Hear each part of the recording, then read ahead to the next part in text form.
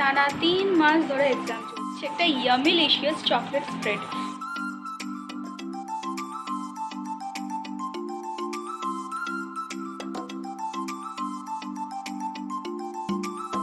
Hello everyone, আজকে হচ্ছে আমার হিস্ট্রি এক্সাম আর আজকেই হচ্ছে আমার ফার্স্ট সেমিস্টারের লাস্ট এক্সাম। তাই কমেন্ট সেকশনে গুড লাক কমেন্ট করো। তো আমার দুপুর দুটো এক্সাম রয়েছে, তাই আমি এখন লাঞ্চ কমপ্লিট করে নিচ্ছি। আর আজকের লাঞ্চের জন্য মা বানিয়েছে ঝাল আর ঝিঙে পোস্ত। এভাবেই হালকা পাতলা ভাবে লাঞ্চটা কমপ্লিট করে নিলাম। লাঞ্চ কমপ্লিট করার পর এখন আমি রেডি হয়ে নেব।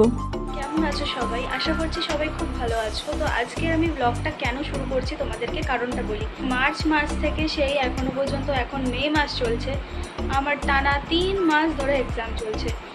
মার্চ মাসে ছিল একটা এক্সাম, এপ্রিল মাসে ছিল 3টে এক্সাম, আর এখন আবারও 3টে এক্সাম। সো আজকে হচ্ছে সেই এক্সামের লাস্ট ডে। বুঝতে পারছো যে আমি একটু টেনশনের মধ্যে আছি। সারা বছর প্রিপারেশন খুবই ভালো নিয়েছি। ওয়াচটার আই কার্ডটা নিয়ে চলে এসেছি, এখনই রেডি হয়নি প্রপার, কারণ আমি অলরেডি রেডি হয়ে গিয়েছি। তো নিজেকে নিজেই একটা সারপ্রাইজ দেবো আমি।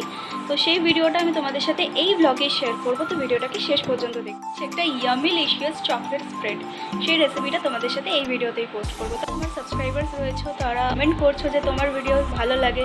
তো এরকমভাবেই কমেন্ট করতে থাকো, আর তোমাদের কমেন্টস আমি তোমাদেরকে শাউট আউট দিয়েছি, আর এভাবেই কমেন্ট করো যাতে আমি তোমাদেরকে আরও বেশি শাউট আউট দিতে পারি, আর তোমাদের কমেন্টসগুলোতে একটা ছোটো ছোটো হার্টস দিতে। অবশেষে খুব সুন্দরভাবে এক্সাম কমপ্লিট করে এখন আমি সন্ধ্যে 5:30টার সময় বাড়ি ফিরছি। আজকে আমার হিস্ট্রি কোয়েশ্চেন পেপারটা জাস্ট অসাম ছিল। ফিরে আসতে না আসতে মা বললো ফ্রিজ খুলে দেখ, তোর জন্য একটা সারপ্রাইজ রয়েছে। ফ্রিজ খুলে দেখি মা আমার জন্য দুটো নতুন ধরনের আইসক্রিম কিনে এনেছে। আইসক্রিম দুটোর দাম একটু বেশি হলেও আইসক্রিমের টেস্টটা কিন্তু সত্যিই খুব ভালো। অ্যাপেল চকলেট ফ্লেভারের আইসক্রিমটা খেতে ভালো ছিল, আর ক্যারামেল ফ্লেভারটা ভাঙা এসেছিল। কমপ্লিট হয়ে গিয়েছে আর আমার এক্সাম আজকে একটু ক্লান্ত গেছে। তো বলো কেমন আছো? আজকে থেকে তোমাদের সাথে এবার রেগুলার ব্লগ শেয়ার করতে পারবো, কারণ আমার এক্সাম শেষ হয়ে গেছে, সেটা তো তোমরা বুঝতেই পারছো।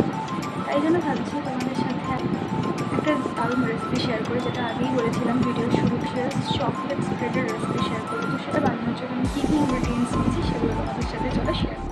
আজকে আমি নিজেকে নিজে একটা পোস্ট এক্সাম সারপ্রাইজ দিচ্ছি। সন্ধ্যাবেলায় আমি বানাচ্ছি একটা ইয়ামিলিশিয়াস চকলেট স্প্রেড। এখানে যে যে ইনগ্রিডিয়েন্টসগুলো ইউজ করেছি সেগুলো হচ্ছে পিনাট বাটার, সল্ট, এদিকে রয়েছে সুগার, দুটো চকলেট আর হরলিক্স। ফার্স্ট অফ অল আমি মিক্সিং গ্রাইন্ডারে দিয়ে দিচ্ছি সুগার। তোমরা যতটা মিষ্টি খেতে পছন্দ করো সেই অনুযায়ী এখানে সুগার অ্যাড করবে। পর আমি টেস্টটাকে একটু ব্যালেন্স করার জন্য এখানে 1 চিমটে লবণ ইউজ করছি। পর গ্রাইন্ডারে আমি দিয়ে দেবো চকলেট ফ্লেভারের হরলিক্স। আচ্ছা, চকলেট ফ্লেভারের হরলিক্স না থাকলে তোমরা এখানে চকলেট ফ্লেভারেরই বুস্ট ইউজ করতে পারো। পরে আমি সমস্ত ড্রাই ইনগ্রিডিয়েন্টসগুলোকে একবার ভালো করে গ্রাইন্ড করে নেবো।